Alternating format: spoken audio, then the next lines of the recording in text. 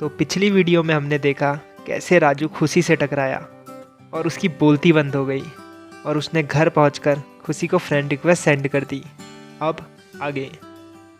Friend request send करने के बाद राजू ने मन बना लिया था कि वो आज से पढ़ना भी स्टार्ट कर देगा और साथ में डेली की कुछ एक्सरसाइज भी करेगा जिससे उसके शरीर में थोड़ी बहुत जान आए और उसे विक्रम के सामने डरना ना पड़े। अब राजू ने वापस से अपना फ़ोन उठाया और इंटरनेट में कुछ एक्सरसाइजें ढूंढने लगा। अब थोड़ी देर बाद राजू को अपने गाल में एक जोरदार चम्माटे पड़ने का एहसास हुआ और उसे दिन में तारे तक नजर आ गए। उसने जैसे ही अपनी गर्दन उठाई तो पाया वहाँ बगल में बिस्तर में उसकी मम्मी की चप्पल पड़ी है। इसका मतलब उसके ऊपर उसकी मम्मी ने फ्लाइंग अटैक करवाया था और वो भी चप्पल से। अब जैसे ही उसकी नज़र दरवाजे में पड़ी तो उसने पाया वहाँ उसकी मम्मी गुस्से से लाल बेलन लेके खड़ी थी। अब उसकी मम्मी बरसते हुए बोली, तुझे कुछ सुनाई भी देता है या नहीं? उतनी देर से आवाज़ लगाई जा रही हूँ, पड़ोसियों ने तक मेरी आवाज़ सुन ली होगी। तुझे कुछ शर्म भी है या नहीं? हर वक्त बस फ़ोन फ़ोन फ़ोन, पढ़ने लिखने में ध्यान है नहीं कुछ। अब वो ऐसे ही बड़बड़ाते हुए वहाँ से चली गई। अब राजू एक हाथ से अपने गाल को मलते हुए और दूसरे हाथ से अपनी मम्मी की चप्पल लिए बाहर खाना खाने चले गया। अब खाना ख़त्म करने के बाद वो वापस अपने कमरे में आया और उसने अपने बैग से एक डायरी निकाली, अपनी पर्सनल डायरी, जिसको उसने आज तक किसी को नहीं दिखाया। राजू इस डायरी को हमेशा अपने साथ रखता, स्कूल को भी ले जाता पर सबसे छुपा कर रखता। वो इस डायरी में अपनी लाइफ से जुड़ी कुछ या फिर कहें बहुत कुछ बातें लिखता था और इसमें उसने कुछ पेजेस खुशी के नाम भी करे थे। उसने सब कुछ इस डायरी में लिखा था कि वो कब कब खुशी से मिला और उसने जितनी बार भी खुशी से बात करी थी वो सारा कुछ इस डायरी में लिख चुका था। आज फिर एक मुस्कान के साथ उसने इस डायरी को अपने बैग से निकाला और अब वो जैसे जैसे पन्ने पलट रहा है उसको सारे लम्हे एक एक करके याद आ रहे हैं कि कैसे उसने पहली बार खुशी से कॉफ़ी मांगी और कैसे जब खुशी अपने कलर लाना भूल गई थी तो राजू ने उसे अपने कलर दिए और कैसे राजू ने एक बार खुशी को बारिश में अपनी छाता के नीचे लिफ्ट दी और उसे उसके पापा की कार तक छोड़ा। और भी बहुत सारे लम्हे वो याद करा जा रहा था। अब उसने आज की डेट डालते हुए लिखा 5 सितंबर 2019 और जो कुछ भी आज उसकी और खुशी के बीच हुआ उसने वो सब अपने दिल के लॉकर से निकालते हुए सारा कुछ उस डायरी के पन्नों में टाइप कर दिया। अब सारा कुछ लिखने के बाद उसने उस डायरी को अपने दिल से लगाया और जाकर बिस्तरों में आशिकों वाले स्टाइल से गिर गया और वहीं सो गया। अब थोड़ी देर बाद राजू की आँख खुली। उस वक्त 4 बजे थे तो राजू ने सोचा अब थोड़ी देर पढ़ लेता हूँ, फिर उसके बाद एक्सरसाइज करके अपनी बॉडी बनाऊँगा, फिर देखता हूँ वो विक्रम और उसके दोस्त कैसे मेरी बेइज्जती करते हैं। अब राजू पढ़ने बैठा। उसने मैथ्स खोली, सरफेस एरिया एंड वॉल्यूम। वो फॉर्मूले याद कर रहा था। Volume of sphere is equal to 4/3 pi r cube, total surface area of cylinder 2 pi r r plus h. और करीब 20 मिनट बाद वो बोर होने लगा और वो वहीं बिस्तर में लेट गया। पर बिस्तर में लेटते हुए उसे एक डर लगा, एक अजीब सा डर। अगर मैं पढ़ूंगा नहीं तो पास कैसे होऊंगा? और फिर खुशी का क्या होगा? और वो विक्रम का बच्चा तो रोज़ मेरी बेइज्जती करेगा। अब राजू दोबारा उठा। उसने अपने दिमाग में एक प्लान बनाया कि वो एक साथ में सब कुछ नहीं पढ़ेगा बल्कि थोड़ा थोड़ा करके सब कुछ पढ़ेगा और इससे उसे नींद भी नहीं आएगी। जैसे 15 मिनट इंग्लिश, फिर 15 मिनट मैथ्स और फिर 10 मिनट का छोटा सा रेस्ट और फिर 15 मिनट हिंदी और फिर ऐसे ही करता जाएगा। अब थोड़ी देर पढ़ाई करने के बाद राजू खुद के अंदर एक अलग टाइप का जोश महसूस कर रहा था।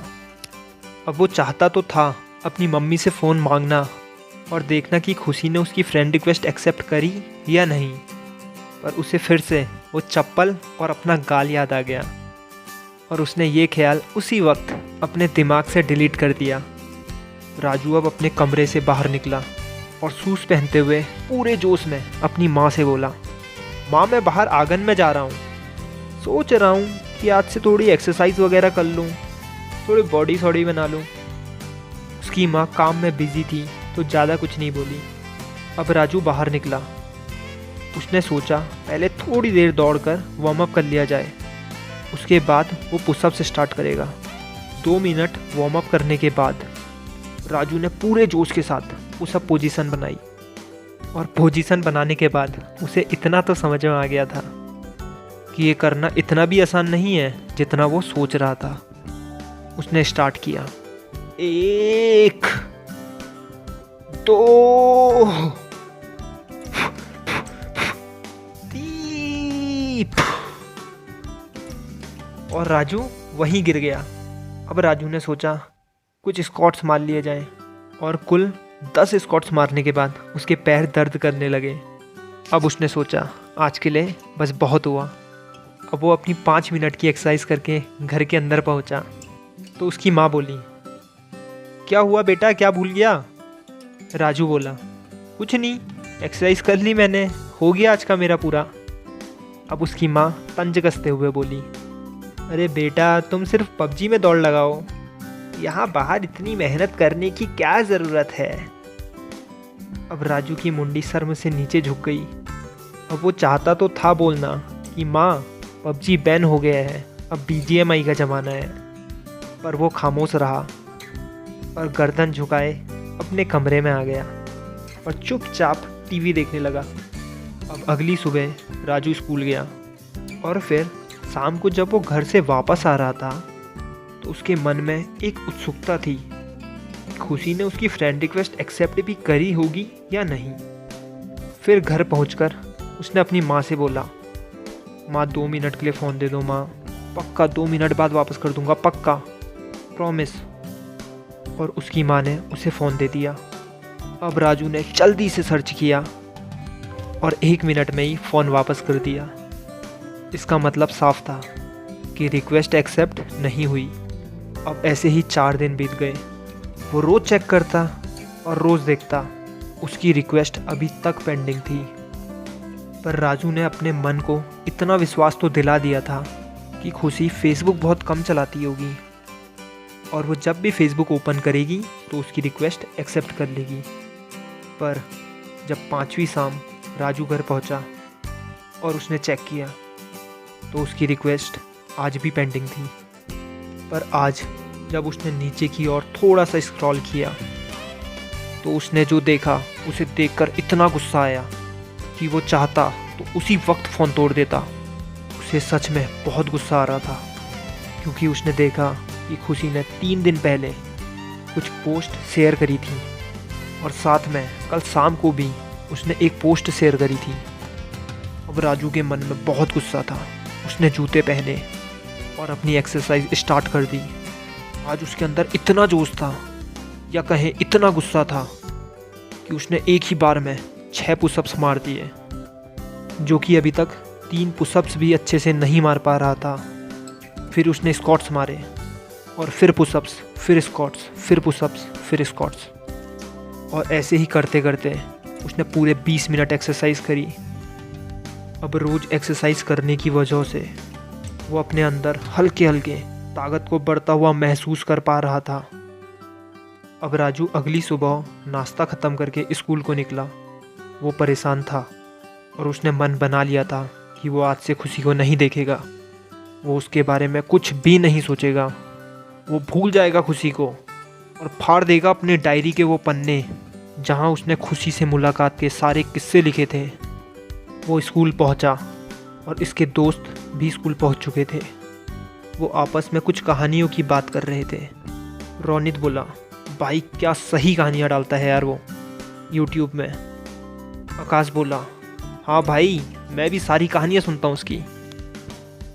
पर राजू को कुछ समझ नहीं आ रहा था कि उसके दोस्त किसके बारे में बात कर रहे हैं। तो राजू ने पूछा, कौन है भाई, मेरे को भी बताओ, मैं भी सुनूंगा कहानियाँ। आकाश बोला, भाई एक बंदा है यूट्यूब में सॉल्विंग मिस्ट्रीज नाम से, क्या सही कहानियाँ डालता है यार, उसको तो ज़रूर सुनना और साथ में सब्सक्राइब भी कर लेना। राजू ने अपनी हाँ में गर्दन घुमाई और चुपचाप बैठ गया। क्लास में बहुत हल्ला हो रहा था। अब थोड़ी देर में अंकिता मैम क्लास के अंदर आकर ब्लैक बोर्ड के सामने आकर खड़ी हो गई। Silence class, silence. क्योंकि अंकिता मैम थोड़ी प्यारी सी और थोड़ी सीधी सी थी, तो क्लास के बच्चे उससे ज़्यादा नहीं डरा करते थे। तो बच्चों ने अंकिता को इग्नोर करते हुए अपनी बातें कंटिन्यू रखी। तभी बाहर से पीटीआई सर आए। वो फीमेल टीचर्स के सामने कभी भी हीरोगर्दी दिखाने से नहीं चूकते थे। वो क्लास के अंदर आए। फ्रंट सीट में विक्रम बैठा था, तो पीटीआई ने विक्रम को एक जोरदार थप्पड़ मारा और पूरी क्लास एक झटके में शांत हो गई।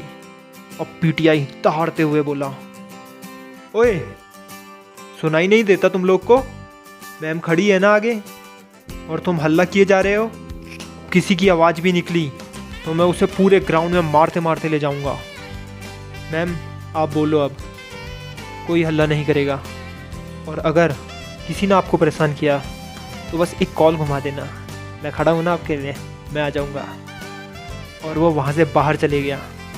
अब अंकिता बोली, बच्चों, मैंने और आपके टीचर्स ने आपकी परफॉर्मेंस सुधारने के लिए एक डिसीज़न लिया है कि आज से सबकी सीट्स चेंज हो जाएंगी। मेरा मतलब, एक ब्राइट स्टूडेंट बैठेगा और उसके साथ एक वीक स्टूडेंट, जिससे ब्राइट स्टूडेंट वीक स्टूडेंट की हेल्प करेगा। ये सुनते ही सारे बच्चे चिल्लाने लगे और उनके साथ राजू भी चिल्लाने लगा, no ma'am, no ma'am, please no ma'am. Ma'am मैं अपने दोस्तों के साथ ही बैठूंगा। मैम ये मेरे बेस्ट फ्रेंड्स हैं और मैं इनको छोड़कर नहीं जाऊंगा ma'am. Ma'am please ma'am. Raju का अपने प्रति इतना प्यार देखकर आकाश और रोनित के दिल बागबान हो उठा। मैम बोली, साइलेंस, वापस बुलाऊं सर को, बुलाऊं? और सारे बच्चे शांत। और विक्रम, वो तो अभी तक हेड डाउन करके बस रोए जा रहा था। अब अंकिता ने नाम अनाउंस करना स्टार्ट किया।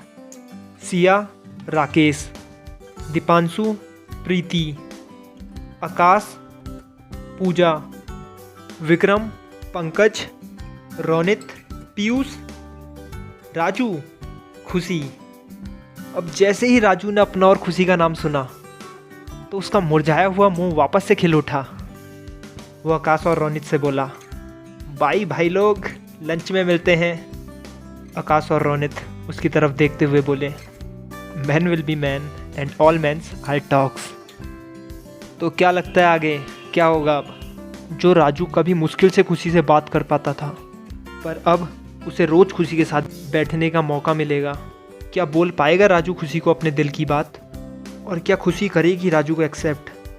सवाल बहुत हैं, पर जवाब वो तो मिलेगा सिर्फ नेक्स्ट पार्ट में।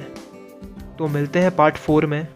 तब तक के लिए जल्दी से चैनल को सब्सक्राइब कर दीजिए और ज़्यादा से ज़्यादा वीडियो को शेयर करिए। तब तक के लिए बाय।